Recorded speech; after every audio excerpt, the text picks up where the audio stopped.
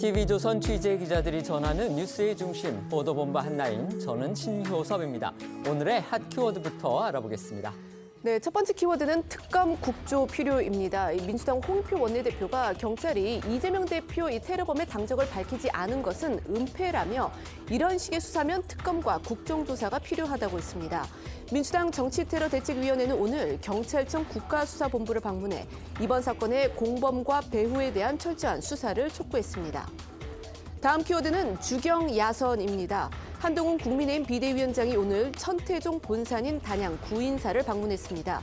한 위원장은 상월 원각 스님의 낮에는 맡은 바 역할에 충실하고 밤에 공부하는 주경야선을 강조하며 종교계 외연 확대에 나섰습니다. 세 번째 키워드 비명의 순환입니다. 민주당 정봉주 전 의원이 박용진 의원의 지역구에 출마를 선언하는 등 총선을 앞두고 친명계 인사들이 비명계 의원들을 표적 삼는 이른바 자객 출마가 잇따를 조짐을 보이고 있습니다. 민주당 윤리감찰단은 국회 쌍특검법 표결 불참을 이유로 비명계 대표주자인 이원욱 의원 감찰에 착수해 논란을 불렀습니다. 다음 키워드 제3지대 한자리입니다. 신당을 추진 중인 이낙연 전 민주당 대표와 이준석 전 국민의힘 대표, 금태섭 새로운 선택 공동대표가 오늘 오전 양향자 한국의 희망 대표의 출판 기념회에 모였습니다. 이른바 제3지대 빅텐트론의 주역들이 처음 한자리에 모인 것이어서 앞으로 이들의 연대가 가시화하는 계기가 될지 주목됩니다. 다섯 번째 키워드는 보신탕 이제 불법입니다. 국회는 오늘 오후 본회의에서 게를 식용 목적으로 사육하거나 도살, 유통 및 판매하는 행위를 전면 금지하되 처벌은 2027년부터 시행하는 내용의 게식용 금지법을 처리합니다. 국회는 또 한국판 나사로 불리는 우주항공청 설치 법안도 통과시킬 예정입니다. 마지막 키워드는 험난할 퇴근길. 내일까지 전국에 최대 20cm 이상의 폭설이 예고되고 곳곳에 대설 예비 특보도 내려졌습니다. 수도권의 경우 오늘 퇴근길에 시간당 1에서 3cm의 눈이 예보돼 빙판길에 각별히 조심하셔야겠습니다. 첫 번째 주제로 국민의힘 상황부터 짚어보겠습니다. 지난 2일부터 전국 순회 행보를 이어가고 있는 한동훈 비대위원장이 오늘 오전에는 충북 단양군에 있는 천태종의 본산이죠. 구인사를 방문했습니다. 네, 한동훈 위원장은요, 오늘 오전 이 구인사를 찾아서 천태종 이 총무원장인 덕수 스님 등을 예방을 했고요. 봉축 법회에도 참석했습니다. 한 위원장은 이 자리에서 나를 낮추고 남을 높이는 배려와 존중의 뜻이 대한민국 곳곳에 널리 퍼졌으면 한다라고 밝혔고요. 또 자신과 국민의힘 역시 동료 시민의 삶과 대한민국의 미래를 위해서 최선을 다하겠다고 강조했습니다. 오늘 행보는 한 위원장이 국민의힘 비대위원장으로 취임한 후 두 번째로 참석한 종교 행사인데요.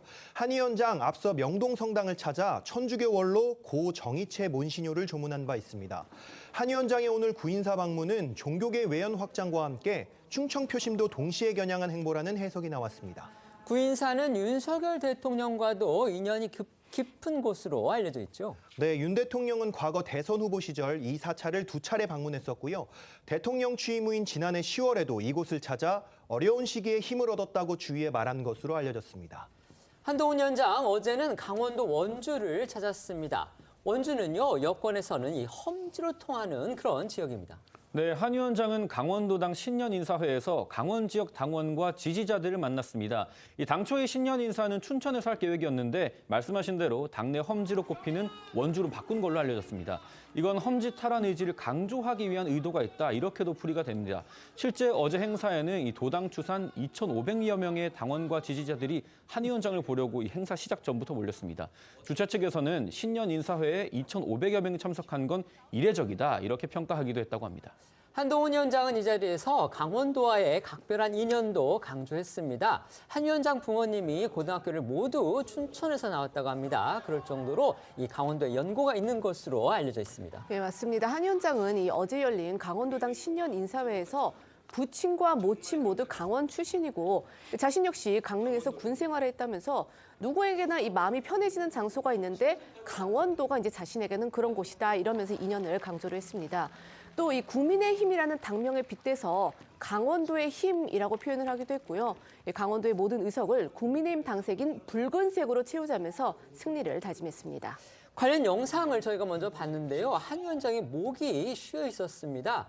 취임한 이후에 이제 계속 전국을 돌면서 연설을 또 하고 있죠. 이러니까 그것의 여파가 이렇게 나타난 듯 보입니다. 네, 어제 이 강원도당 신년 인사회에서 나온 한 위원장 목소리 들어보시겠습니다.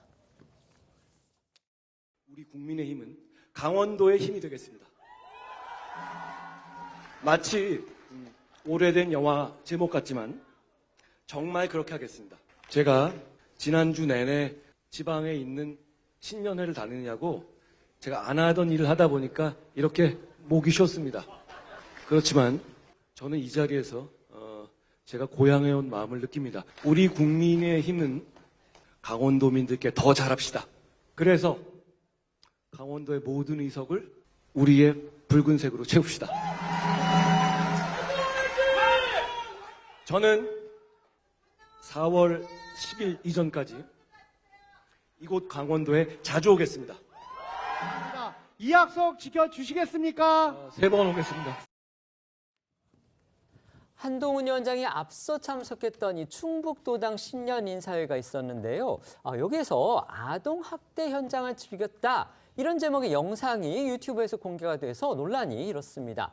국민의힘 측에 따르면요, 이건 사실상 가짜 뉴스고 왜곡된 영상이라고 합니다. 도대체 무슨 일이 있었던 겁니까? 네, 어제 한 유튜브 채널에는 한 위원장이 충북도당 신년 인사회에서 한 어린이와 기념사진을 찍는 모습이 담긴 영상이 게재가 됐습니다.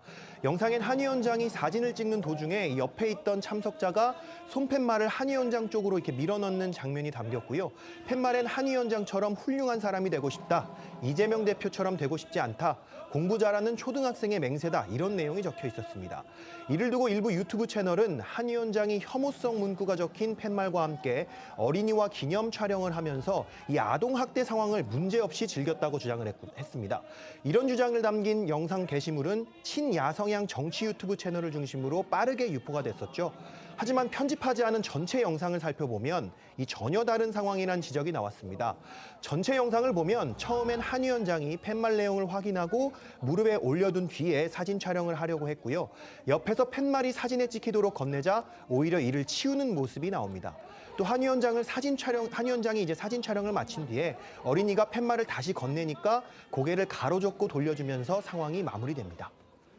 전체 영상을 보면 사실상 한 위원장은 이 팻말 내용이 적절하지 않다 이렇게 판단을 하고서 이 사진에 담기지 않게 하려고 그렇게 애쓴 것으로 보입니다. 국민의힘도 이렇게 주장을 하면서 즉각 강하게 반박하고 나섰죠. 네, 맞습니다. 논란이 불거지자 국민의힘은 즉각 왜곡된 영상으로 조작된 가짜뉴스다 이렇게 반박을 했습니다. 악의적인 가짜뉴스를 조작하고 유포한 유튜브 채널 등을 상대로 강력한 법적 대응에 나설 방침도 밝혔습니다. 또 국민의힘은 동영상의 앞뒤를 잘라 왜곡한 걸로도 모자라 어린이 얼굴까지 그대로 노출시켰다면서 정치 공세 의도로 아동의 얼굴을 그대로 공개하는 등 아동 인권을 중대하게 침해한 혐의도 묻겠다고 덧붙였습니다. 오늘 오전에 나온 국민의힘 목소리 들어보시죠. 국민의힘은 한동훈 비대위원장에 대한 악의적 가짜뉴스에 대해서 강력하게 법적 대응을 할 방침입니다. 악마의 편집을 해서 허위 사실을 유포하는 것은 심각한 범죄 행위입니다. 아울러 혐오 정치를 부추기고 대한민국을 둘로 갈라놓는 행위입니다. 한동훈 비대위원장이 출범할 때부터 여권 안팎에서는 한 위원장이 풀어야 할 가장 큰 난제 중에 하나로요, 영부인 리스크를 뽑은 의견이 적지 않았습니다. 김건희 특검법 통과, 또 그 이후에 대통령의 거부권 행사를 계기로 해서 여권 안에서는 이 문제와 관련한 쓴소리들이 지금 분출하기 시작해서 주목이 되는데요. 한 위원장으로서는 이 사안을 어떻게 처리하느냐에 따라서 자신의 존재감을 보여줄 기회도 되고요. 반면에 윤석열 아바타라는 비난을 굳히게 되는 그런 위기가 될 수도 있겠습니다. 네, 먼저 이 가장 주목되는 건요. 오늘 오전 열린 국민의힘 비공개 이 중진 연석회의에서 김건희 여사 리스크에 대한 우려와 이 해소 방안에 대한 의견들이 제기가 됐다는 겁니다. 복수의 참석자들에 따르면 이 회의에서 김 여사와 관련해서 정무적으로 잘 대응을 해야 한다. 이 대통령이 신년 기자회견을 통해서 제2부속실이나 특별감찰관을 언급하고 마무리를 지어야 한다 등의 의견들이 나왔다고 합니다. 또 여기에 공개적으로도 쓴소리가 이어지고 있는데요. 바로 이 민주당을 탈당한 후에 어제 국민의힘에 입당을 한 오선 중진의 이상민 의원은요, 곧바로 여권을 향한 쓴소리로 포문을 열었습니다. 이상민 의원은 민주당에 있을 때부터 진영을 가리지 않고서 고언을 해서 이른바 미스터 쓴소리 이런 별명을 얻었죠. 네, 맞습니다. 이 의원은요, 오늘 오전 이 한 라디오 인터뷰에서 김건희 여사 리스크에 대해서 일정 부분 이 특단의 조치가 필요하다는데 공감한다 이렇게 밝혔고요. 또 김건희 특검이 필요하다는 이 국민의 의혹에 대해서 생각을 같이 한다면서 기회가 된다면 당 지도부를 설득해 보겠다고도 덧붙였습니다. 또 이 김용남 전 의원 역시 오늘 오전 한 라디오 인터뷰에서 이 총선같이 중요한 일을 앞두고 김건희 여사 리스크를 묻어두고 갈 수는 없다면서 이 민심을 따르는 것이 정치다라고 강조를 했는데요. 두 사람의 목소리 들어보시겠습니다. 김건희 여사의 그런 사실이든 아니든 또 드러난 것이 부풀려졌든 간에 그러한 것들이 나오게 된 것은 그 본인한테 문제가 있다고 생각됩니다. 그러는 철저한 관리를 해야 되고 그것이 자꾸 의혹을 증폭시키게 되면 대통령의 국정 리더십에 상당한 타격이 되지 않겠습니까? 결국은 또 국민의힘에도 타격이 될 것이고요. 일정 부분 어떤 특단의 조치가 좀 필요하다는 점은 저도 공감을 합니다. 총선같이 중요한 일을 앞두고요. 네. 이거를 이렇게 묻고 갈 수는 없어요. 제가 보기엔 민심을 따르는 게 정치잖아요. 민심을 거스를 수 없어요. 더군다나 선거가 코앞인데요. 어제는 저희도 잠시 전해드린 대로 비대위원 중에서 처음으로 쓴소리가 나왔습니다. 사실상 당 지도부에서 나온 첫 비판의 목소리인 셈인데요. 어찌 보면 이런 모습들은 직전 김기현 리더십에서는 볼 수 없었던, 그러니까 한동훈 체제 출범 이후 나타난 변화의 한 단면이다, 이렇게 볼 수도 있겠습니다. 네, 앞서 한동훈 비대위에 들어온 김경률 비대위원인데요. 회계사 출신으로 참여연대에 몸을 담았다가 이른바 조국 사태를 계기로 참여연대를 비판하고 탈퇴한 이력을 가지고 있는 인물이기도 하죠. 김 의원은 어제 한 라디오 인터뷰에서 김건희 특검은 분명히 정치 특검이고 총선용 특검이라면서도 정부 여당이 김건희 여사 리스크를 제대로 대응하지 못한 것에 대한 국민 우려가 크다고 지적했습니다. 이를 해소할 수 있는 방안을 내놔야 한다고도 덧붙였고요. 또 김 의원은 다수가 비정치인 출신인 비대위원들이 소위 말하는 여의도 문법과 맞지 않는 다양한 생각과 의견을 내놓는 것이 큰 장점이라고 생각한다고도 밝혔습니다. 김경률 위원 목소리도 들어보겠습니다. 당이 기존의 시각과 다른 말씀들을 조금 자칫 보기 중구난 방식으로 저는 그런 것들이 필요하다라고 생각하거든요. 저희 7명 외부 비대위원들의 최대의 장점이라고 생각합니다. 정말 소위 말하는 여의도의 문법, 여의도의 사투리와는 맞지 않는 그런 아주 발랄한 그런 생각들을 많이 가지고 계신 분들입니다. 윤석열 대통령이 거부권 행사로 김건희 여사 특검법이 다시 국회로 돌아왔습니다. 이 문제 어떻게 해결해야 된다고 보세요? 저는 특검 그 자체 사안별 대응을 할 것이 아니라 국민들의 어떤 김건희 여사 리스크에 대한 어떤 우려, 이것들을 풀어줄 수 있는 방안들을 용산 대통령실과 그리고 국민의힘에서 만들어야 되지 않나. 그래야만이 국민들의 의혹을 해소할 수 있다, 이렇게 생각합니다. 관련해서 윤재욱 원내대표는 기자들과 만난 자리에서 제2부속실 설치 등을 비롯한 여러 조치를 당에서 지켜보고 있다고 밝혔고요. 김건희 특검법에 대해서는 위헌적 요소를 국민들에게 보다 상세히 알리겠다고 강조했습니다.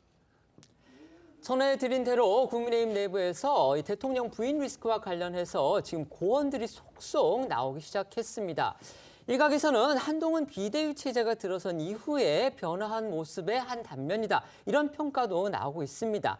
하지만 이것을 한동훈 비대위원장 본인은 어떻게 해결해 나갈지 거기에 대해서는 여전히 의문부호가 적지 않습니다. 한동훈 위원장은 일단 김건희 특검법 자체에 대해서는 상당히 부정적으로 얘기를 했고요. 거부권 행사를 옹호했습니다. 그것에 대한 대책을 한동훈 위원장 입에서 내놓은 적도 아직은 없습니다. 그렇기 때문에 한 위원장 본인의 과연 속내는 무엇인지 이게 지금 여전히 의문부호로 남아 있는데요. 이 상황 어떻게 보십니까? 그렇습니다. 사실 이 특검 법안은 법률의 명확성, 그다음에 특검의 중립성, 그다음에 피의사실 공표 등 사실 굉장히 위헌적 요소와 악법적 요소가 많고, 이게 그냥 무작위로 특검들이 기자에게 브리핑하는 게 총선 때까지 계속 전달되다 보면 국민의 선택권에도 상당한 제약을 줄 수가 있는 사실 악법 맞습니다. 그런데 이게 반면에 그럼에도 많은 다수의 국민들은 이 법안에 거부권 행사한 것에 대한 또 우려도 갖고 있는 게 사실입니다.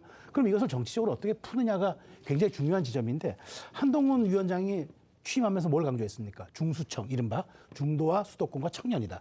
그러면 이 스윙 스테이트나 스윙 보트 이런 계층들과 지역들을 이기려면, 가져오려면은 사실은 이런 부분에 대해서 김기현 체제와는 다른 목소리를 내놔야죠. 김기현 체제와 똑같은 말하자면 모르쇠 전략이라든가 아무 말도 하지 않고 회피하는 전략으로 일관한다면 한동훈의 리더십이 아니죠.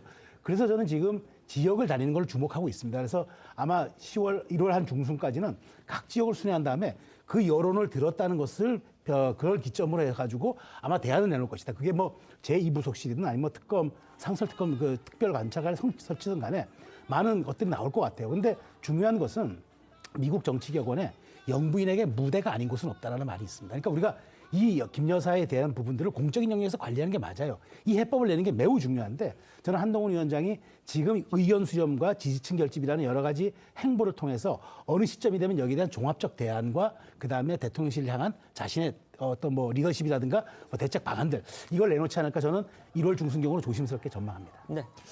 뭐 당은 의당 뭐 한 사람의 목소리보다는 좀 다양한 사람들의 목소리를 모아서 당론을 정하는 거니까 국민의힘 현재 비대위원들의 좀 다양한 목소리가 나온 것은 반가운데 문제는 이제 한동훈 비대위원장이 취임 일성에서 이 문제의 첫 단추를 좀 제대로 끼워야 되는데요. 민심과 동떨어진 판단 그리고 이 특검법 자체에 대한 거부, 그러니까 특검법의 문제를 좀 더 타협적으로 뭐 시기를 조정한다든가 약간의 방식을 할 수도 있음에도 불구하고 원천적으로 거부해버렸기 때문에 이 문제를 풀어나가기가 좀 쉽지 않아 보입니다. 그런데 다만 당에서 이것을 뭐 제2부속실이라든지 뭐 기타 다른 영역의 영부인 관리 차원의 이야기를 하지만 이거는 본질과 뭔가 현상을 좀 뒤바꾼 거라고 보고요. 그래서 이 문제는 한동훈 위원장이 첫 단추를 잘못 끼운 것을 과감하게 인정하고 새로 풀어서 전격적으로 흔히 선거 때 했던 좋아 빨리 가처럼 이처럼 그 특검법에 관련해서는 좀 전향적인 결단이 필요하지 않나 이렇게 생각이 듭니다. 네. 민주당 소식 살펴보겠습니다. 경찰이 이르면 내일 이재명 대표 피습 사건에 대한 최종 수사 결과를 발표할 예정입니다. 하지만 민주당은 어제부터로 저희가 이제 인상을 받았는데 수사와 관련한 대정부 공세를 부쩍 강화하고 나섰습니다. 홍익표 원내대표 같은 경우는요, 오늘 전제를 달긴 했지만 특별검사 그리고 국정조사까지 경고하고 나섰고요. 당 대책위는 경찰청의 국가수사본부를 항의 방문했습니다.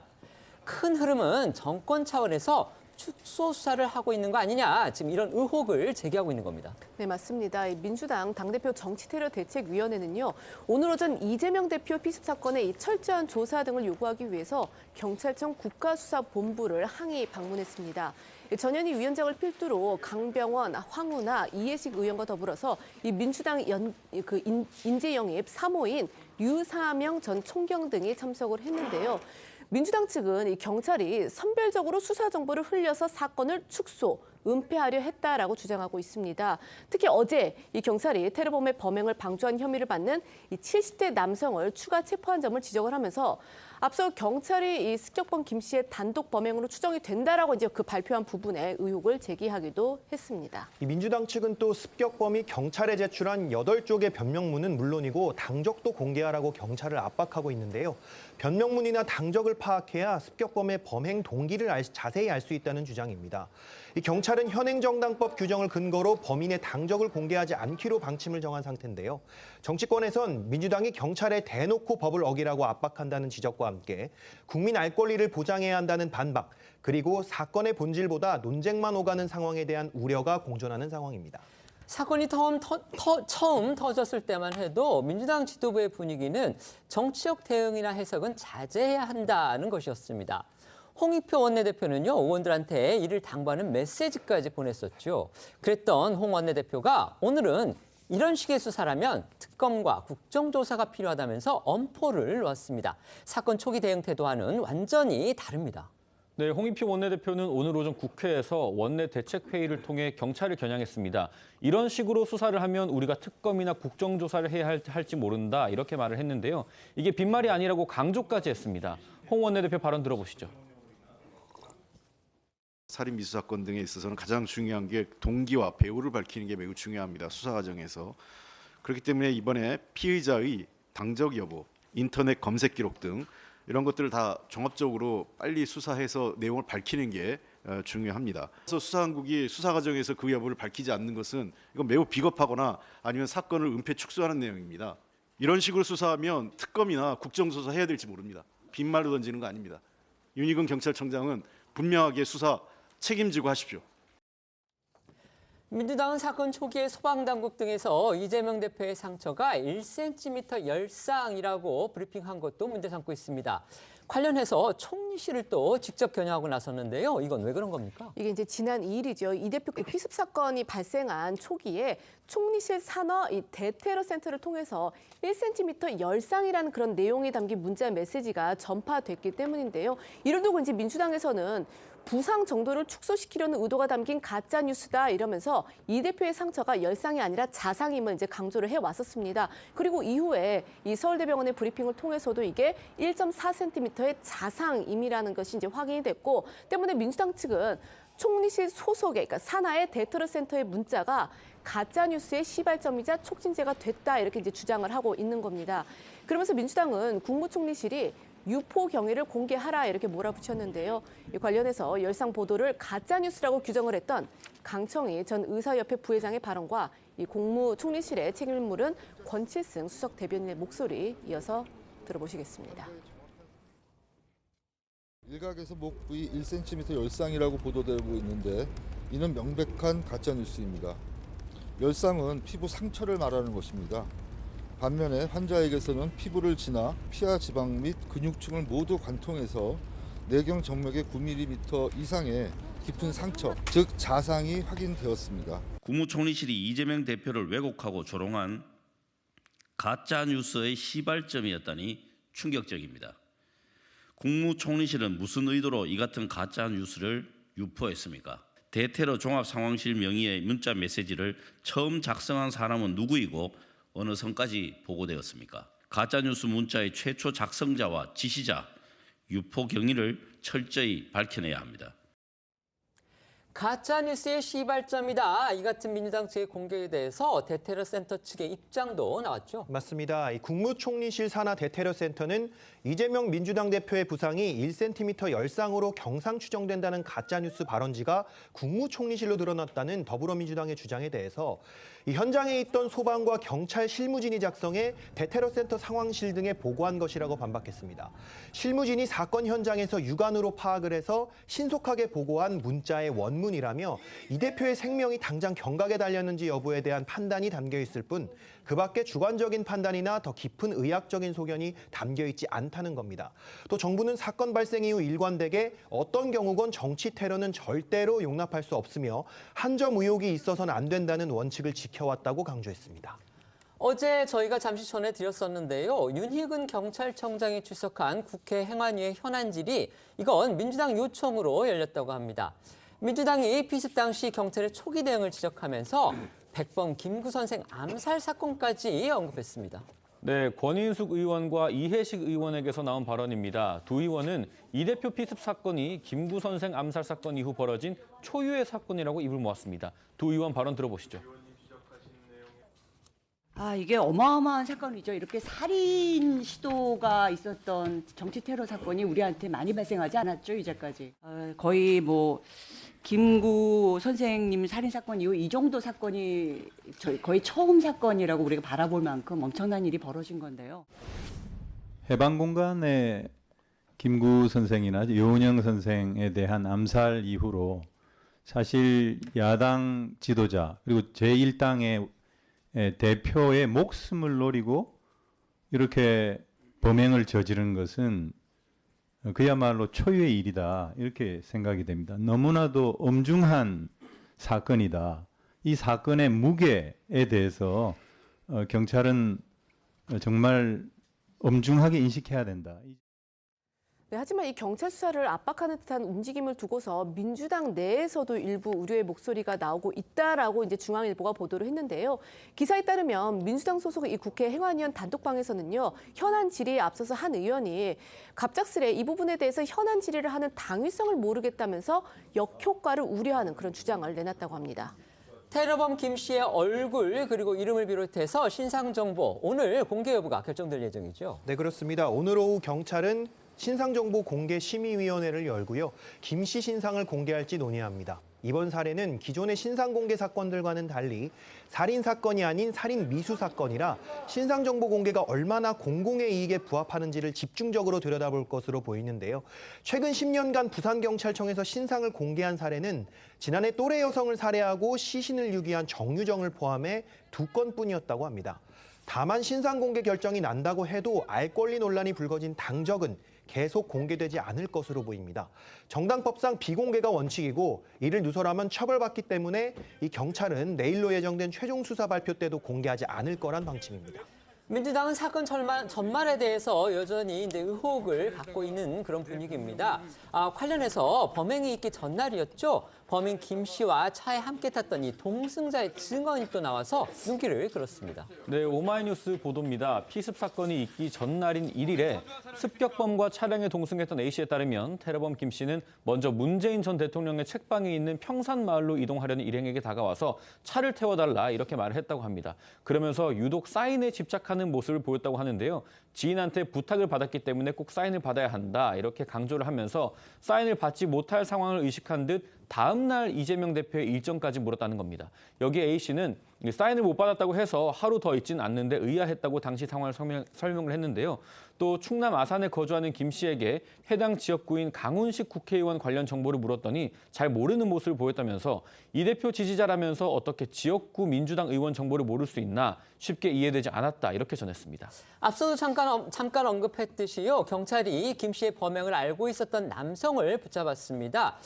공범 여부에 관심이 집중됐었는데 지금은 석방한 그런 상태라고 합니다. 네, 경찰은요, 이 범인 김 씨의 테러 사실을 알고도 방조한 혐의로 이 70대 남성을 긴급 체포를 했지만 이 남성이 고령인데다 가담 정도가 비교적 경미해서 증거인멸이나 도주 우려가 없다고 보고 석방을 했습니다. 경찰은 이 남성이 김 씨와 범행을 공모했다라고 보기보다는 단순 방조자나 이 조력자의 가능성에 무게를 두고 있는 것으로 알려졌는데요. 그러니까 이 불구속 수사로도 혐의는 충분히 입증될 거라는 판단으로 보입니다. 여러 보도가 나왔습니다. 이 70대 남성에게 두고 있는 혐의는요. 테러범 범인 김 씨가 이 변명문이라는 걸 경찰에 냈다고 하지 않았습니까? 그 변명문을 이 사람한테 맡겼다고 합니다. 그래서 공개해달라, 나중에 공개해달라 이렇게 부탁을 했다고 하는데 이제 그 사실을 경찰이 뒤늦게 포착을 해서 이 70대 남성을 긴급 체포를 했던 건데 하여튼 지금은 석방을 한 그런 상태라고 합니다. 민주당 측의 갑작스러운 공세 강화 배경에 어쨌든 이목이 쏠리고 있습니다. 관련해서 이재명 대표가 부산대병원에서 서울대병원으로 이 의료 헬기를 타고 이송한 것 이걸 두고서 의료계의 비판 쉽게 가라앉질 않고 있는 분위기입니다. 대한의사협회 측에서도 성명이 나왔습니다. 네, 대한의사협회 대의원회는 정치인의 선민의식이 국가 응급환자 진료 및 이송 체계를 비틀어버렸다면서 민주당은 이송 과정에서 파생한 잘못에 솔직히 사과하라고 촉구했는데요. 또 민주당이 이 사건의 부적절함을 지적한 지역의사회를 오히려 정치적으로 맹비난함으로써 논란에 불을 지폈다고도 지적했습니다. 앞서 민주당 서은숙 최고위원이 처음 비판 성명을 발표한 부산시 의사회를 향해서 정치적 공격을 하고 있다고 발언한 것을 겨냥한 것으로 보이는데요.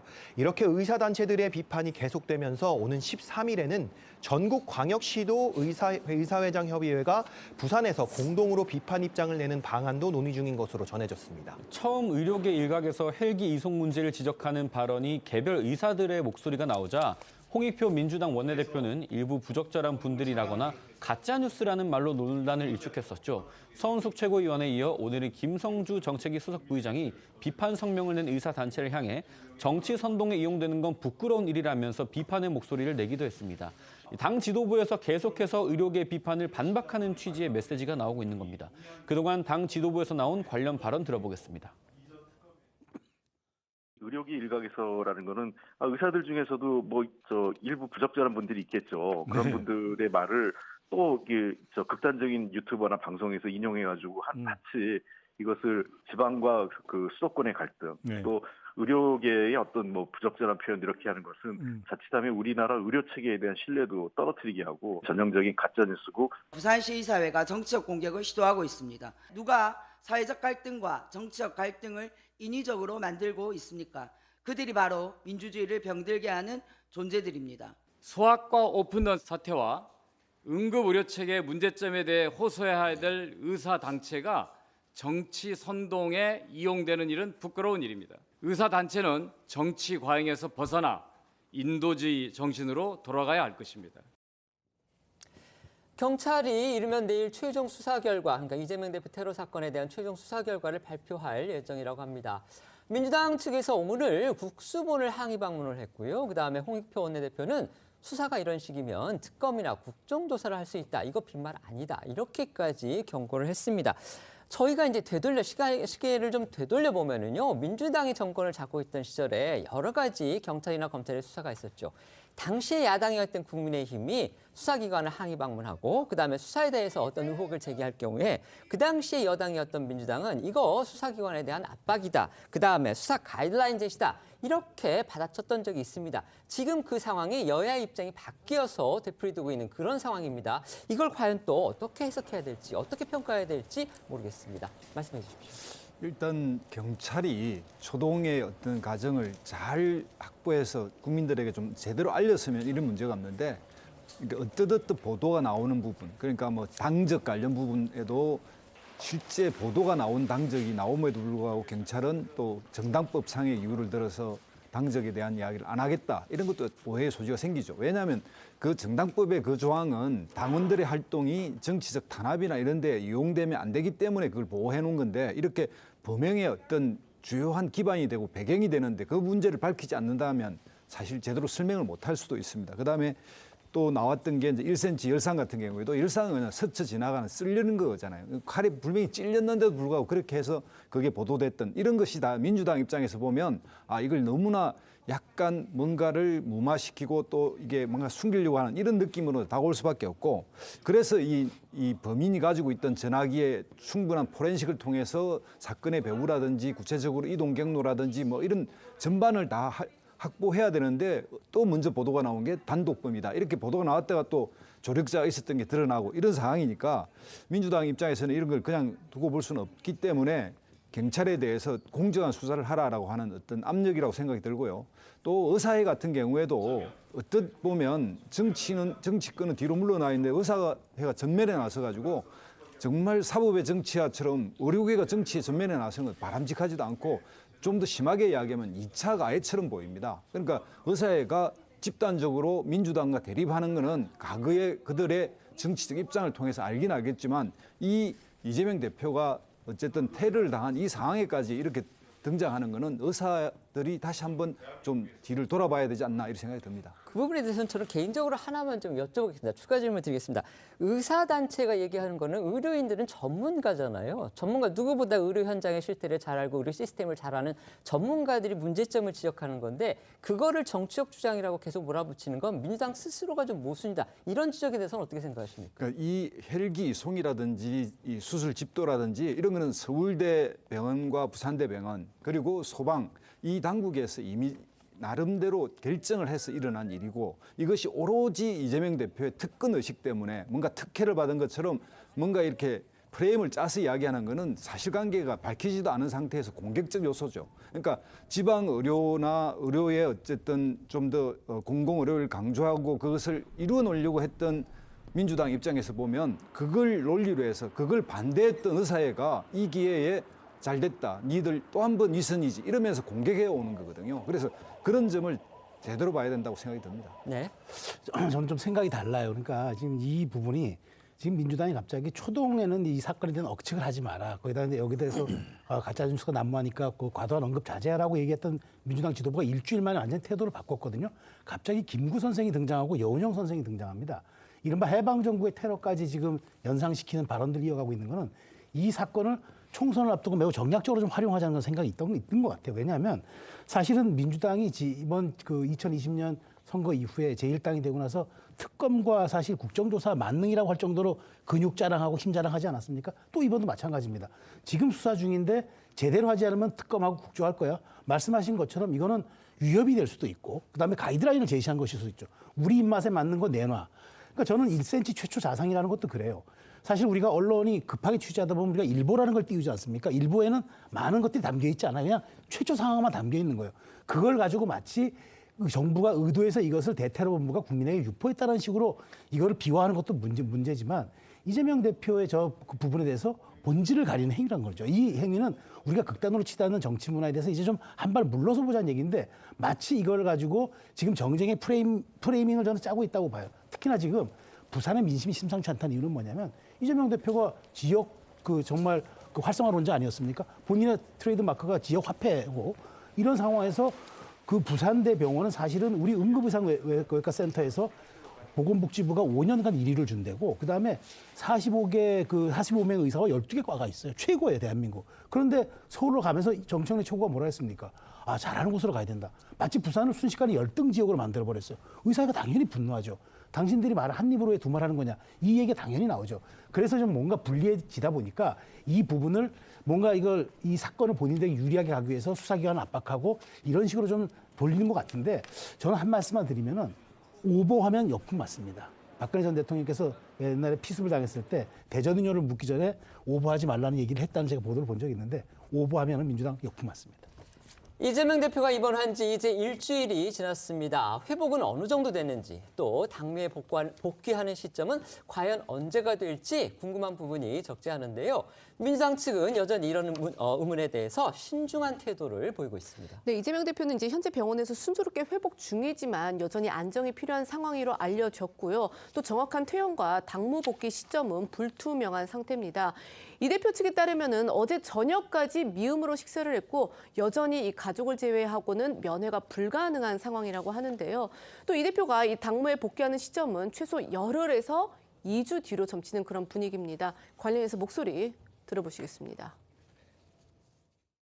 저도 뭐 사실 면회를 간다거나 뭐 이러진 못해서 직접 제가 그 상태를 확인하거나 그러진 못했는데요. 회복은 하고 계시지만 여전히 아주 뭐 건강이 좋아지셨다거나 그런 상태는 제가 아니라고 어제 들었습니다. 이제 많은 분들이 이제 쾌유를 걱정해 주셔서 그나마 많이 빨린 속도로 회복이 되고 있지 않을까. 아하. 근데 저도 지금 만나 뵙지는 못해서 아하. 상황은 지금 정확히는 모릅니다. 그래서? 아마도 아직은 이제 가족들만 만나실 수 있는 상황으로 알고 있습니다. 예. 아까 저희 최수영 패널께서 그 부산대병원 응급의료센터가 5년간 이제 평가받았다고 했는데 4년이기 때문에 바로잡겠습니다. 민주당은 이재명 대표 부재 중에도 총선 관련 일정을 진행한다는 방침입니다. 하지만 총선 준비에 있어서 이 당대표의 결심이 필요한 사항 한두 가지가 아니죠. 따라서 병상에 있는 이 대표로서도 이 간단치 않은 숙제들을 안고 있는 셈입니다. 그렇습니다. 무엇보다 이 대표가 당무를 재개해서 풀어야 할 최대 숙제는 총선 앞 단일 대우를 구축하기 위한 내부 통합일 텐데요. 뒤에 좀 더 자세히 전해드리겠지만 이 피습 사건으로 숨고르기에 들어갔던 이낙연 신당의 발걸음이 다시 빨라졌고요. 아울러 비명계 4인방인 원칙과 상식 소속 의원들은 당장 내일 탈당 기자회견을 예고한 상태라서 이 대표의 고심도 깊어질 것으로 보입니다. 이 대표가 테러를 당하고 입원함에 따라서 이 재판 리스크 그리고 사법 리스크는 잠시 수면 밑으로 잦아든 게 사실입니다. 관련해서 이 대표의 공직선거법 위반 의혹을 심리하는 재판장이 사표를 낸 것으로 확인됐습니다. 따라서 이 사건은 재판 일정 자체가 당초 예상보다 늦어질 거다 이런 전망 나오고 있습니다. 네, 먼저 이재명 대표는 지난 대선 당시 인터뷰에서 고 김문기 성남도시개발공사 처장을 이 시장 재직 때는 몰랐다라고 발언을 했다가 이게 이제 선거법상 허위사실 공표의 혐의를 받아서 기소가 됐고 재판을 받고 있는 상황입니다. 먼저 이 당시 상황부터 보시겠습니다. 뭐 일부에서는 그 산하 직원이고 뭐 해외 출장도 같이 갔는데 어떻게 모를 수 있냐 그러지만 제가 뭐 그 실제로 하위 직원이라서 기억이 안 나고요. 우리가 놀러 간 게 아니고 트램 때문에 그 사업을 하는 게 도시공사라서 같이 간 거죠. 같이 간 이제 예. 하위 직원이기 때문에 뭐 그 사람들은 저를 다 기억하겠죠, 당연히.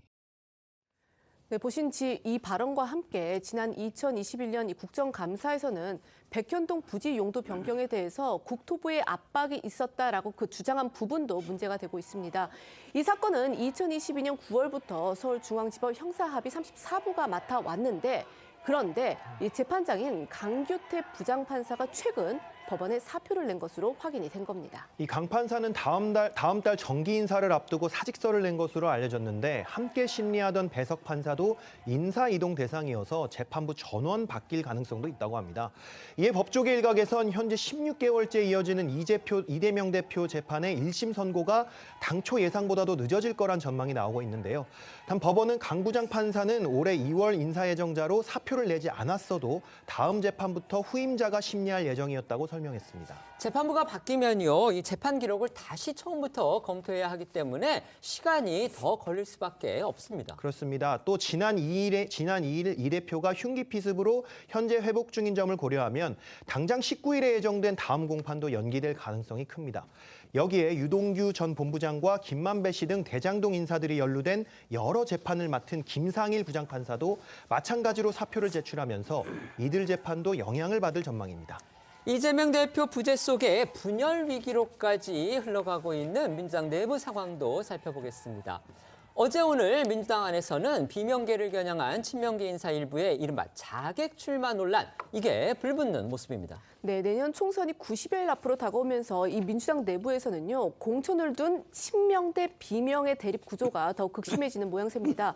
어제는 이 이재명 대표의 최측근으로 꼽히는 정봉주 전 의원이 비명계의 대표 주작격인 이 박용진 의원 지역에 도전장을 내밀었고요. 또 당대표 직속 윤리감찰단이 비명계 이원흑 의원에 대한 감찰에 착수를 했다고 알려지면서 이 비명계의 공천 배제 논란이 커지고 있는 상황입니다. 먼저 어제 국회 기자회견을 통해서 이 박용진 의원 지역구 출마 선언을 한 정몽주 민주당 교육연수원장의 이야기부터 들어보시겠습니다. 지금 민주당 내에는 민주당답지 않은 민주당 의원들이 너무 많습니다. 제가 그분들에게 다 도전할 수는 없고요. 그중에 한 분 도전 지역을 선정한 겁니다. 국회의원은 설국열차가 아닙니다. 언젠간 내려야 되거든요. 잠시 쉬어도 괜찮다. 그러니까 박용진 의원이 민주당 의원답지가 않아서 도전을 했다, 이겁니다. 결국 정 전 의원 스스로 자객 출마 또는 표적 출마임을 인정한 셈이 아니냐, 이런 해석 나올 만합니다. 네, 이 정봉주 전 의원은요, 최근까지도 라디오와 유튜브 등에서 비명계 의원들을 비판해왔고요. 어제 기자회견에서도 같은 당 비명계인 박용진 의원의 지역구로 출마하는 목적을 굳이 숨기진 않는 모습이었는데요. 그러면서 정 전 의원은 검찰 독재와 맞서야 할 때 당대표와 맞서고 윤석열 정권을 비판해야 할 때 내부의 총질하는 의원들은 더 이상 민주당을 대표할 수 없다고도 말했습니다. 정봉주 전 의원은요, 지난 21대 총선 때도 당시 민주당 소속이었죠. 금태섭 의원을 표적 삼아서 서울 강서갑 출마를 선언한 적이 있습니다. 하지만 이른바 미투 의혹 때문에 공천 부적격 판정을 받았었죠. 네, 당시에는 민주당 공천관리위원회가 정 전 의원의 과거 성추행 의혹 사건을 이유로 공천 부적격 판정을 내렸고 결국에는 경선에 나서지 못했었습니다. 때문에 민주당 일각에서도 정 전 의원에게 다시 출마 기회를 주는 건 무리수라는 주장도 나오는데, 한 민주당 관계자는 서울신문에 21대 총선 공천 직후인 재작년 판결에서도 판사가 이 정 전 의원이 성추행을 했다는 주장을 허위라고 단정하기 어렵다고 판단을 했다며, 의혹이 해소되지 않았는데 이번에 적격이 내려진다면 이재명 대표 측근이기 때문이 아니겠느냐, 이렇게 주장한 걸로 전해집니다. 이 박용진 의원 측도 부적격 사유가 해소되지 않았는데 적격 판정이 난다면 소위 자객 공천인 셈이라고 지적을 했습니다. 다만 정봉주 정 의원은 이 성추행 의혹이 제기됐던 당시 피해자를 만난 사실이 없다며 의혹을 부인한 바가 있고요. 이번 자객 출마 논란에 대해서도 현역 의원들은 항상 도전에 오픈돼 있다며 어제 기자회견 후 박용진 의원에게 직접 전화를 해서 양해를 구했다고 말했습니다. 오늘 정 전 의원의 이야기도 들어보시죠. 자객 출마라고 하던데, 자객 출마? 자객이십니까? 제가 무슨 자객이에요? 모든 현역 의원들은 항상 도전으로부터 오픈되어 있습니다. 네. 내 지역은 오지 마라? 나는 도전받지 않겠다? 나는 좀 센 사람이 오면 안 된다? 이게 무슨 얘기죠? 그리고 만약에 자객이라고 한다면 누군가가 저를 자객으로 보낼 거 아닙니까? 그럼 제가 거기 그쪽 출마 결정하는데 뭐 지도부하고 상의했습니까? 네, 여기에다 원칙과 상식 소속 이 이원흑 의원에 대한 민주당 윤리감찰단의 감찰 역시 비명계에서는 일종의 공천 보복으로 해석을 하고 있습니다. 이원호 의원의 지역구인 경기 화성을에는요, 친명계로 꼽히는 진석범 동탄복지포럼 대표가 출마를 준비 중인 것으로 알려지고 있습니다. 네, 맞습니다. 먼저 이 민주당 윤리감찰단이 이원흑 의원에 대한 감찰에 나선 건요. 지난달 28일 이 의원이 이 국회 본회의와 그 본회의에서 김건희 특검법과 대장동 50억 클럽 등 이 그 쌍특검 표결에 불참한 것이 해당 행위인지 이 부분을 좀 파악하겠다는 것이 표면적 이유인데, 그런데 윤리감찰단이 사실 이 당대표의 지휘를 받아서 선출직 공직자 등을 감찰하는 당대표 직속 기구인데다가 당원 당규상 감찰 업무를 당대표에게 직접 보고를 해야 되고, 또 윤리심판원이나 당무감사원에 그 처분을 요청할 때도 역시 당대표 지시를 받아야 된다는 점에서 이 감찰에 어떤 의도나 배경이 있는 것 아니냐, 이런 의심이 이 비명계를 중심으로 제기가 되고 있는 겁니다. 중앙일보에 따르면 민주당의 한 재선 의원은요, 법안 표결 불참을 이유로 특정인을 감찰하는 것은 전례를 찾을 수 없다라고 말한 것으로 전해졌습니다. 이낙연 신당 합류를 선언한 이석현 전 국회부의장 역시 이 의원에 대한 감찰을 강하게 비판했습니다. 이 전 부의장은 자신의 SNS에 이 의원에 대한 민주당 감찰은 민주정당의 길 포기한 처사이며 헌법기관인 국회의원의 권리를 침해하는 것이라고 썼고요. 이렇게 의원의 고유 권한을 짓밟는 패권적 지도부가 있는 한 탈당과 불출마의 행렬이 이어질 수밖에 없을 것이라고 꼬집었습니다. 관련해 어제 오늘 여야 정치권 목소리도 들어보시죠. 지금 이원호 의원이라든가 다른 의원들이 못 견디겠다고 하는 게 이유가 뭡니까? 거기서 그 이재명 대표의 당 민주당이 그분들에게 공천을 주겠습니까? 아니면 정치적 미래를 보장하겠습니까? 제가 보기엔 전혀 안 그럴 거거든요. 다 자객 공천하고 가만두지 않을 거잖아요.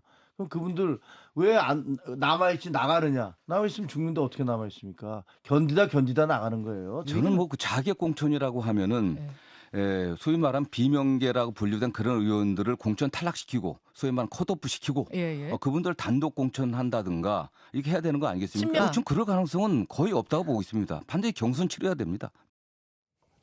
이처럼 출마 또는 공천을 둘러싼 논란이 다시 불붙은 가운데서 비명계 의원 4명이 주도하고 있는 모임이죠. 원칙과 상식.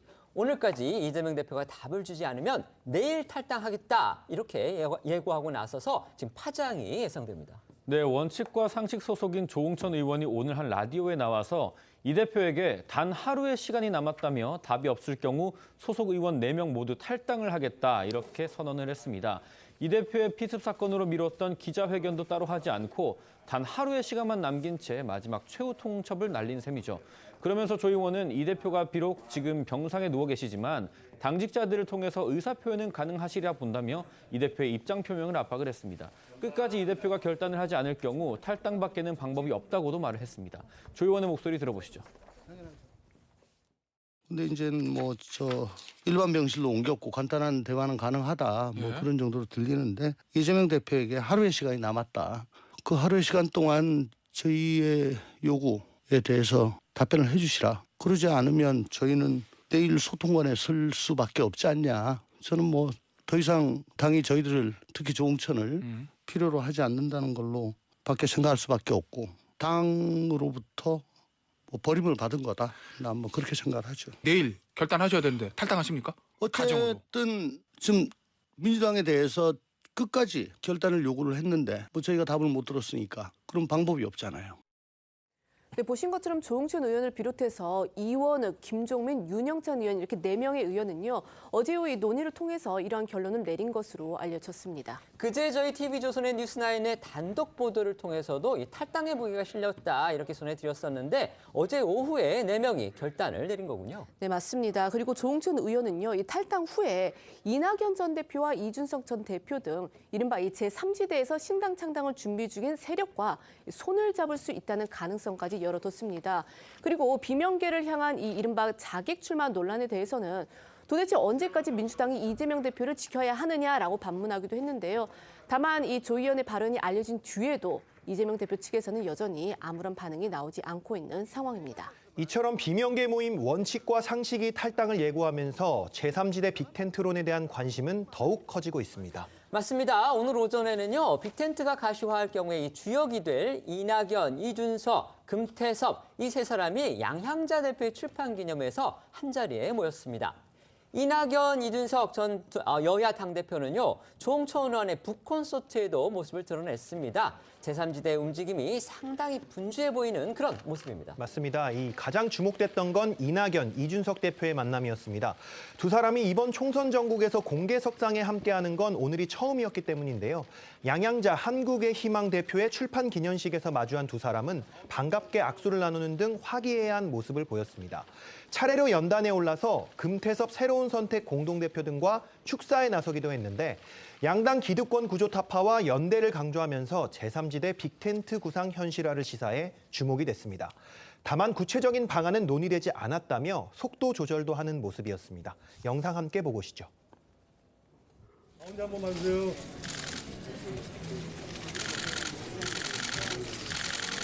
협력의 방법이 무엇이냐 하는 것은 앞으로 차차 드러나겠지만 협력을 해야 한다는 원칙은 있다고 생각합니다. 그럼 그 대원칙 하에서 이제 뭐 어떻게 누가 뭐 합류를 하는지 뭐 이런 거는 차차 좀 논의를 해봐야 된다 이런 말씀이실까요? 네, 그렇게 얘기를 제가 했죠. 네. 이 자리를 빌어서 다른 논의가 있거나 이렇게 하진 않습니다. 이낙연 신당이랑 이준석 신당이 어떻게 보면 추구하는 가치가 다 먹었을 때 다르잖아요. 네.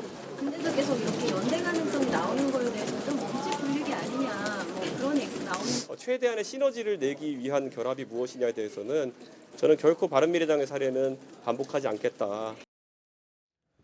이후에 이낙연, 이준석 전 대표는 같은 시각 멀지 않은 곳에서 열린 조응천 의원의 북콘서트에서도 나란히 모습을 드러냈습니다. 그렇지 않아도 앞서 전해드린 대로 조 의원이 내일 탈당을 예고하면서 이 대표에게 최후 통첩을 한 직후라 관심이 상당히 쏠리는 상황인데요. 여기에 이낙연, 이준석 두 전 대표까지 깜짝 등장을 하면서 더욱 이목이 집중이 됐습니다. 두 사람의 깜짝 등장에 대한 조응천 의원의 반응 그리고 조 의원을 응원하는 두 사람의 목소리까지 몰아서 들어보겠습니다. 근데 준비하는 동안만 좀 간단하게 오늘 뭐 여기 많은 분들이 좀 뭐 옆방도 있지만은 왔다 갔다 하면서 진짜 옆방에는 좀 진짜, 모르고 네. 온 길에 들른 거예요. 예. 아이고. 온 길에 들른 거지 뭐. 나는 초대도 안 했어. 김대중 대통령이 만약 지금 살아계신다면 당신의 정신을 가장 잘 실천하는 정치인으로 조응천 의원을 꼽을 것이다. 저도 뭐 얻어맞다 보니까 그걸 알게 됐어요. 그리고 향후의 대한민국 정치를 위해서 저는 기꺼이 조응천 의원의 지도를 받기로 결심했습니다. 제가 박근혜 퀴즈라고 얘기한다면은 조응천 의원님은 박근혜 대통령의 공직기관 비서관이었죠. 조응천 의원님이 이제 환갑되셔가지고 새로운 도전하시겠다는데 얼마나 결기에 찬 도전이겠습니까? 조응천 의원님의 모든 행보를 응원하고 그리고 저도 함께할 수 있는 방향이 항상 같이 함께하겠습니다. 다시 한번 축하드립니다. 이낙연 전 대표가 조응천 의원이 DJ 정신을 가장 잘 실천하는 정치인이다 이렇게 추켜 세웠습니다. 아무래도 앞서 민주당 내 친명 그다음에 비명계에서 서로 다른 해석을 해놨었죠. 문재인 전 대통령의 DJ 정신 강조 그리고 야권 통합 발언을 의식한 거 아니냐 이런 해석도 나올 만합니다. 네, 어쨌든 이틀 뒤인 그 11일 탈당 기자회견을 예고했기 때문에 이낙연 전 대표는요 이 연일 민주당을 향한 공세 수위를 좀 높이는 모습인데요. 어제는 한 방송에 출연해서 민주당이 도덕성과 다양성을 잃어버렸다면서 이 민주당 국회의원 167명 중에 68명 그러니까 44%가 정과자다라고 꼬집기도 했습니다. 그러면서 이 전 대표는요. 그동안 민주당은 여러 어려움을 겪었지만 다양성과 이 당내 민주주의라는 면역체계가 작동을 했기 때문에 어려움을 극복하고 또 새로운 길을 찾아왔는데 그것이 지금은 고장이 나 있는 상태라면서 지금은 심각한 병적 상태다라고 지적했습니다. 여기에 내일 탈당을 예고한 조응천 의원 역시 오늘 북콘서트를 통해서 민주당과 이 대표를 강하게 비판했습니다. 강성 지지층만 바라보는 민주당 내 일부 정치인들이 증오와 대립을 조장한다며 일진에 비유하기도 했고요. 이 대표를 향해선 대선 실패 후에 지역구 출마를 해서 당선된 점을 꼬집기도 한 건데요. 오늘 조 의원의 이야기 들어보시고 앞서 전해드린 이낙연 전 대표의 비판에 대한 친명계 정성호 의원 이야기도 이어서 들어보시죠. 강성 지지층만 바라보는 팬덤 정치가 있습니다. 자기의 정치적 과실로 수확하려고 하는 일부 정치인들이 있습니다. 상대 진영을 악마화하고 증오시키고 분열과 갈등 대립만 조장하고 있습니다. 지금 얘기하는 단합은 삥 뜯고는 친구라고 하는 일진과 같다. 대선 후보가 3개월 만에 국회의원 재보궐 자기가 자기 터전을 벌이고 다른 지역에 출마해서 자기는 당선됐죠. 이낙연 대표가 전 대표가 어떤 분이십니까? 민주당 간판으로 민주당 당원들의 거의 절대적인 지지를 받고 또 사랑을 받아온 분 아니겠습니까? 또 호남의 가장 대표적인 정치인이고요. 꽃길만 걸어오신 분이에요. 이낙연 대표가 민주당을 탈당한 이유가 이재명 대표가 싫다는 거 반명에 뭐가 있는지 좀 묻고 싶습니다. 이낙연 전 대표 측은 모레 탈당을 예고했습니다. 그런데 조금 시간이 걸릴지도 모르겠다 이런 예상이 나왔던 원칙과 상식의 비명계 4명 의원이 예상 밖으로 내일 탈당을 하겠다 이렇게 전격적으로 예고를 하고 나서서 지금 파장이 일고 있습니다. 이재명 당대표가 지금 병상에 있죠. 그런 상황에서 소속 의원들이 이렇게 탈당을 결행한다? 이게 정치적인 도덕이나 이런 측면에서 논란이 있을 수도 있다는 거 아마 이 4명의 의원들 모르지 않을 텐데 그럼에도 불구하고 이렇게 탈당을 결행하는 거 뭔가 배경과 의도가 있을 것으로 짐작이 됩니다. 어떻게 해석하십니까? 일단 비명계 원칙과 상식이 네 분의 입장에서 보면 정치라는 게 뭔가 결기가 있어야 하고 자기들이 분명히 하고 싶은 바대로 움직이는 모습이 있어야 하는데 그동안 최후 동첩만 여러 번 한 것처럼 보이고 뭔가 기회를 보는 느낌 이런 거가 좀 이미지에 안 좋다고 생각한 것 같고요. 또 이준석 개혁신당이라든지 이런 데가 지금 곧 장당되게 앞서 있고 그러기 때문에 이분들이 제3지대를 추구하는 걸로 봐서 본인들이 어떤 발판이 돼서 그러니까 현역 사명은 굉장히 가치가 높거든요. 일단 이준석 당대표 쪽에도 봐도 지금 현역 국회의원 1명도 없고 이낙연 대표 쪽도 1명도 없고 뭐 지금 양형자 의원 정도만 있는데 이제 그런 측면에서 보면 아주 값어치가 높기 때문에 이제 지금 값어치라는 건 이제 정당 국고보조금이나 이런 면에서 뭐 여러 가지 측면에서 말씀하시는 브랜드 거죠? 차원에서 정치적 상징적 차원이나 뭐 국고보조금 뭐 이런 전반에 있어서 그런 거기 때문에 그런 측면에서 좀 빨리 움직여야겠다라고 판단한 것 같고요. 그래서 통상 뭐 이재명 대표와 대화가 계속될 수 없다라고 하는 판단을 내린 것 같습니다. 그러니까 이재명 대표나 또 민주당 지도부들도 이분들을 예를 들면 과거는 이런 대화가 되면서 당내 주류와 비주류가 공존하는 시스템이 있었는데 지금은 워낙 양당의 이렇게 치열한 검투사 정치가 되다 보니까 상대를 죽이려면 우리는 일치단결, 총화단결을 해야 된다는 이 논리 때문에 당내 의견을 허용하지 않는 이런 문화가 점점 깊어지면서 일각에서는 이게 이제 사당화 현상이다 이렇게 이야기하기도 하고요. 이래서 정치적으로는 너무나 대결 정치가 강조되면 그 안에 정책 비전도 다 사라지고 이렇게 사람 중심의 패거리 정치가 반복되기 때문에 이 점이 좀 시스템적으로 좀 바뀌어야 되지 않느냐. 즉 가능하면 좀 다당제와 협치가 가능한 체제로 바뀌어야만이 이런 문제가 좀 해결될 것 같다 이렇게 예측해 봅니다. 네, 저는 사실 지금 원칙과 상식 의원들께서 이렇게 빠르게 행보를 하는 거, 물론 지금 말씀하신 것처럼 역풍도 생각할 거예요. 이재명 대표가 어떤 병상에 누워 있는데 우리 행보가 너무 빠르고 혹시 이게 또 비도덕적으로 비춰지는 거 아닐까? 그럼에도 불구하고 할 수밖에 없는 사연이 있습니다. 왜냐하면 더 이상 있다가는 고사당하게 생겼다는 위기감이 작동한 것 같아요. 왜냐하면 지금 당의 사무총장 맡고 있는 조정식 총장이라든가 김병기 당 검증위원장, 그다음에 한준호 홍보본부장 이 지역구에 모든 경쟁력 있는 자치단체장들이 공천 신청했다가 부적격한 건 다 당했습니다. 이른바 컷오프가 된 거죠. 근데 그때 이유들이 당정 협의 부실 뭐 이런 걸 들어서 이런 기조로 가다 보면은 우리에게 오는 것들이 결국에는 자객 공천 내지는 우리의 손발만 묶는 쪽으로 이것이 매우 위중하게 갈 것이다. 근데 지금 제3지대라는 장이 섰잖아요. 큰 장이 섰기 때문에 장이 섰을 때 약자들이나 관심 있는 사람들이 이른바 편승 전략을 씁니다. 거기에 빨리 얹혀가거나 그 장에서 자신들의 존재감이나 자신들의 가치를 확인해 줘야 되기 때문에 저는 더 이상 기다릴 이유가 없다. 물론 여러 가지 역풍이라든가 이런 걸 받겠지만 이거에 대해서 우리가 감내하고 가자라는 게 전략 같고요. 원래 삼국지에 이런 말이 있습니다. 합구필분 분구필합이라고요. 그러니까 합쳐지면 반드시 분열할 것이고 또 분열되면 반드시 합쳐질 것이다. 총선은 합쳐진 게 분열되는 시간이고 대선은 분열된 게 합쳐지는 시간입니다. 그 시간이 지금 빠르게 진행되고 있다. 저는 이렇게 평가합니다. 알겠습니다. 지금부터는 어쩌다 이런 일이 코너로 이어가겠습니다.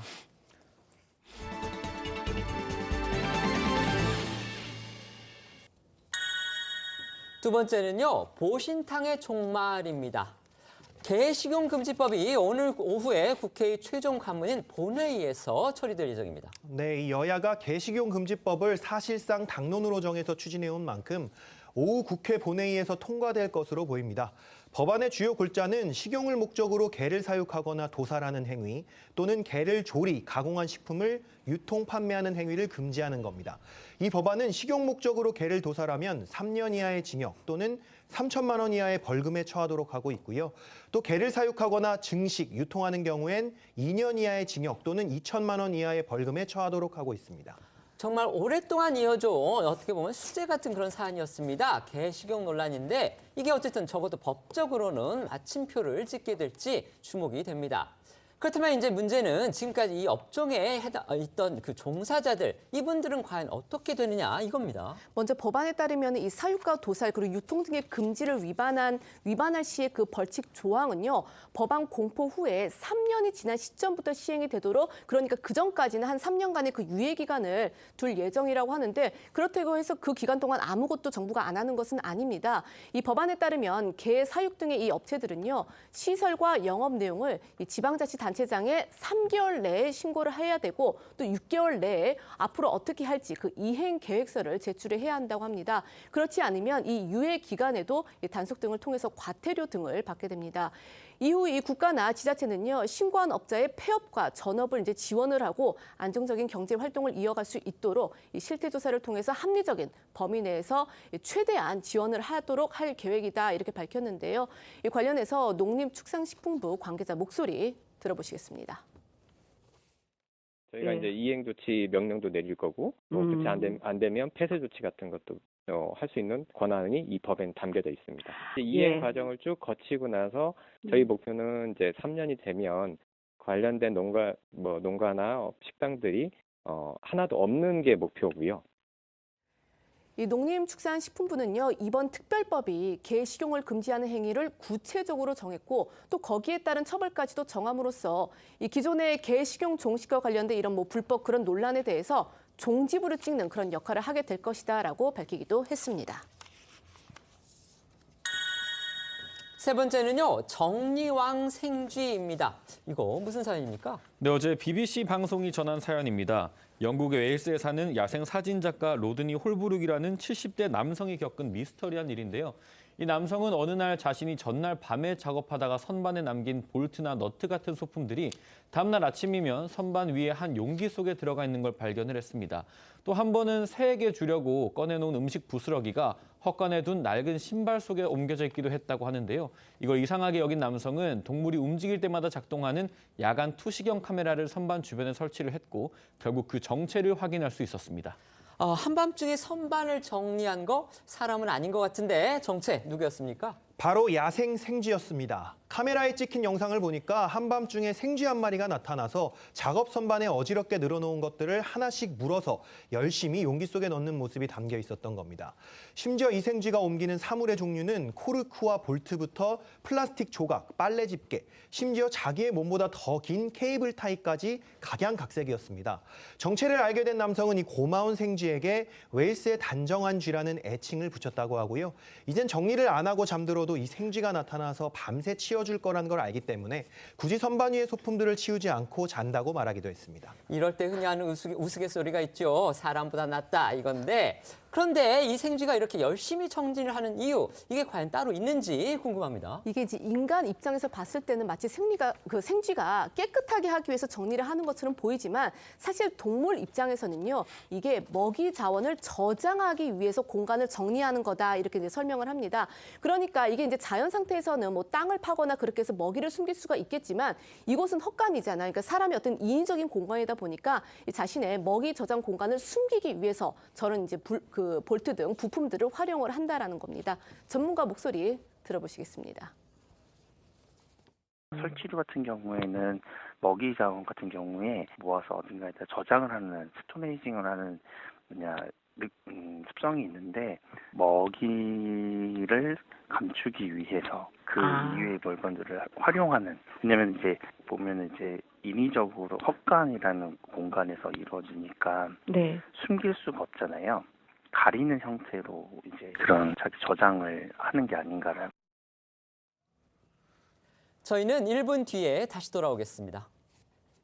오늘 준비한 소식은 여기까지입니다. 저희는 내일 오후 1시에 더 핫한 소식으로 찾아뵙겠습니다. 시청해 주셔서 고맙습니다.